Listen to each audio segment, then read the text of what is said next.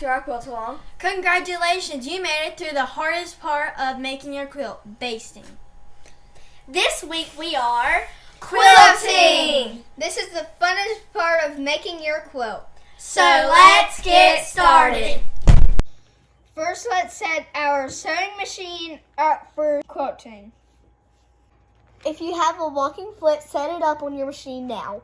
What is a walking foot, you may ask? Sometimes it's even called a feed foot.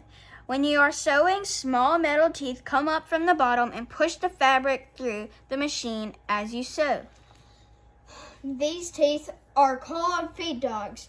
Well, when you are sewing with multiple layers like a quilt, the feed dogs might struggle to push it all through evenly. This is where a walking foot comes in handy. A walking foot has an additional set of teeth that come out from the top of the sewing foot. Just like the feed dogs, it helps push the fabric through the machine as you sew. Only it pushes from the top while the feed dogs push from below. This results in less shifting of the layers while sewing. Also in quilting, we like to lengthen our stitches just a bit. We prefer our stitches to be 3 millimeters. If you are new to quilting, you may want to make a small sample to try out different stitch lengths to see which one you like best. Now we are ready to quilt. Check the package that your batting came in. Every batting has recommendations on how far apart you should quilt your quilt. It is good practice to use the guides, otherwise some batting could bunch or shift over time. Now simply start on one side of your square and start sewing. Continue sewing from one raw edge of the quilt to the other raw edge of the quilt. We like to sew on both sides of each line. The distance that you sew away from each line does not matter. All that matters is that you are consistent throughout the whole quilt. Just choose something as a guide like the edge of your sewing foot and use that guide throughout the whole quilt. We like to start in the middle rows of the quilt and work our way out.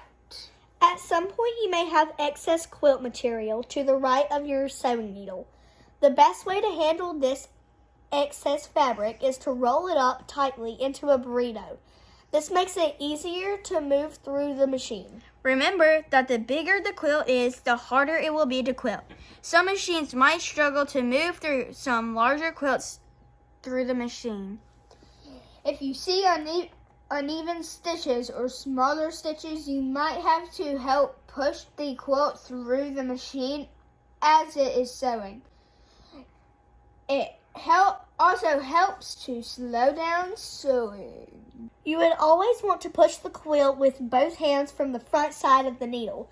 Never pull the fabric from behind the needle.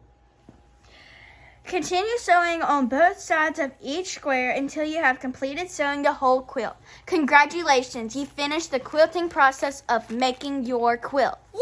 You did it! Like this. Yeah, go into crystals and something. I have the clicker. Oh, I'm a gummy bear. Oh, I'm a gummy bear. A walking foot has an additional set of teeth that